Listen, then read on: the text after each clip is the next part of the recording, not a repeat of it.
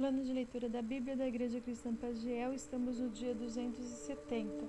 E a nossa leitura no livro de Esther 6, 2 Crônicas 4 e Isaías 58. Capítulo 6. Naquela noite o rei não conseguiu dormir. Por isso ordenou que trouxessem o livro das crônicas do seu reinado e que o lessem para ele.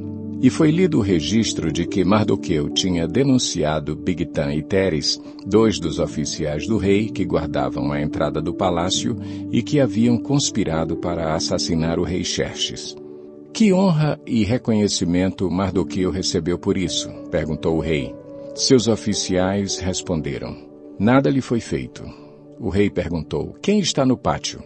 Ora, Amã havia acabado de entrar no pátio externo do palácio para pedir ao rei o enforcamento de Mardoqueu na forca que ele lhe havia preparado. Os oficiais do rei responderam, é Amã que está no pátio. Façam-no entrar, ordenou o rei. Entrando Amã, o rei lhe perguntou, o que se deve fazer ao homem que o rei tem o prazer de honrar? E Amã pensou consigo, a quem o rei teria prazer de honrar, senão a mim?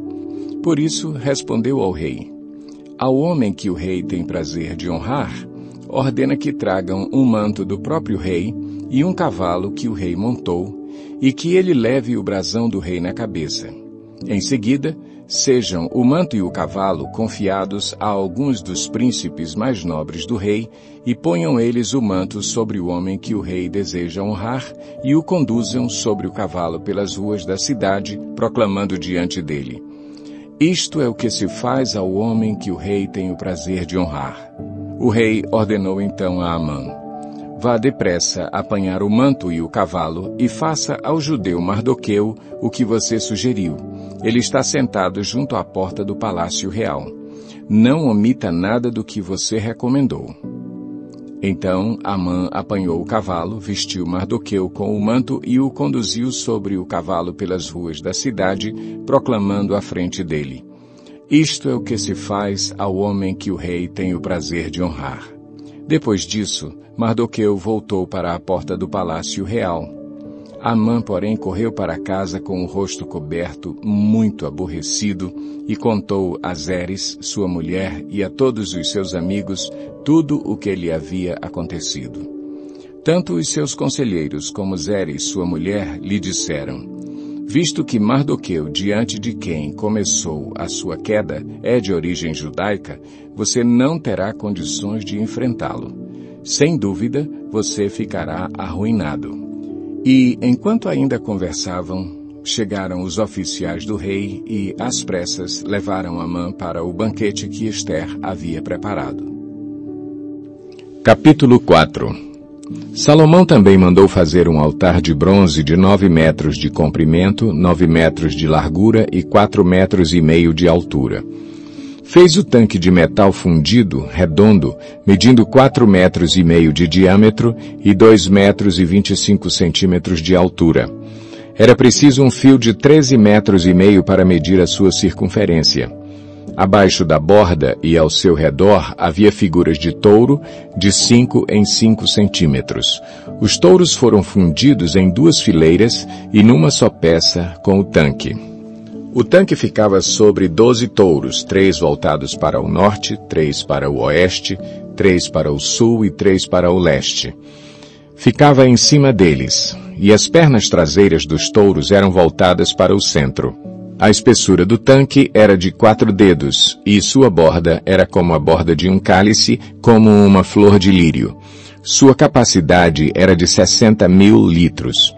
Fez 10 pias, colocando 5 no lado sul e 5 no lado norte. Nelas era lavado tudo o que era usado nos holocaustos, enquanto que o tanque servia para os sacerdotes se lavarem. Fez 10 candelabros de ouro, de acordo com as especificações, e os colocou no templo, 5 no lado sul e 5 no lado norte. Fez 10 mesas e as colocou no templo, 5 no lado sul e 5 no lado norte. Também fez 100 bacias de ouro para aspersão. Fez ainda o pátio dos sacerdotes e o pátio principal com suas portas, e revestiu de bronze as suas portas. Pôs o tanque no lado sul, no canto sudeste do templo. Também fez os jarros, as pás e as bacias para aspersão. Hurão-Abi terminou assim o trabalho de que fora encarregado pelo rei Salomão no templo de Deus. As 2 colunas, os 2 capitéis em forma de taça no alto das colunas, os 2 conjuntos de correntes que decoravam os 2 capitéis, as 400 romãs para os 2 conjuntos de correntes, sendo 2 fileiras de romãs para cada conjunto, os 10 carrinhos com as suas 10 pias, o tanque e os 12 touros debaixo dele, os jarros, as pás, os garfos de carne e todos os utensílios afins. Todos esses utensílios que Hurão-Abi fez para o templo do Senhor, a pedido do rei Salomão, eram de bronze polido. Foi na planície do Jordão, entre Sucote e Zeredá, que o rei os mandou fundir em moldes de barro. Salomão os fez em tão grande quantidade que não se pôde determinar o peso do bronze utilizado.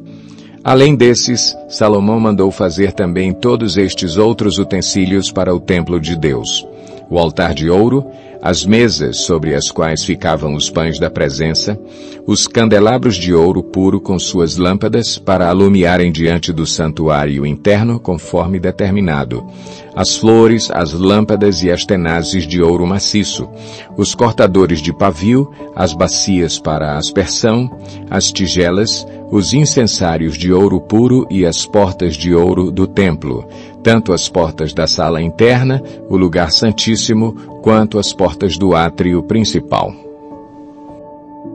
Isaías 58. Grite alto, não se contenha. Levante a voz como trombeta. Anuncie ao meu povo a rebelião dele e à comunidade de Jacó os seus pecados. Pois dia a dia me procuram. Parecem desejosos de conhecer os meus caminhos, como se fossem uma nação que faz o que é direito e que não abandonou os mandamentos do seu Deus. Pedem-me decisões justas e parecem desejosos de que Deus se aproxime deles. Por que jejuamos, dizem, e não o viste? Por que nos humilhamos e não reparaste? Contudo, no dia do seu jejum, vocês fazem o que é do agrado de vocês e exploram os seus empregados. Seu jejum termina em discussão e rixa e em brigas de socos brutais. Vocês não podem jejuar como fazem hoje e esperar que a sua voz seja ouvida no alto. Será esse o jejum que escolhi? Que apenas um dia o homem se humilhe, incline a cabeça como o junco e se deite sobre pano de saco e cinzas? É isso que vocês chamam jejum, um dia aceitável ao Senhor?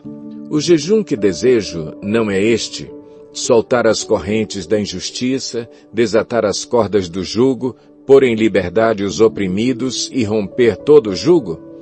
Não é partilhar sua comida com o faminto, abrigar o pobre desamparado, vestir o nu que você encontrou e não recusar ajuda ao próximo? Aí sim, a sua luz irromperá como a alvorada e prontamente surgirá a sua cura. A sua retidão irá adiante de você e a glória do Senhor estará na sua retaguarda. Aí sim, você clamará ao Senhor e Ele responderá. Você gritará por socorro e Ele dirá, aqui estou.